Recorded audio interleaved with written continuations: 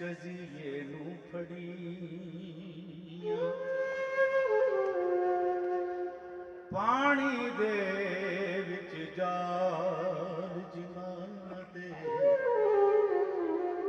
ਉਹ ਫੇਰ ਵੀ ਆਖਣ ਸੜੀਆਂ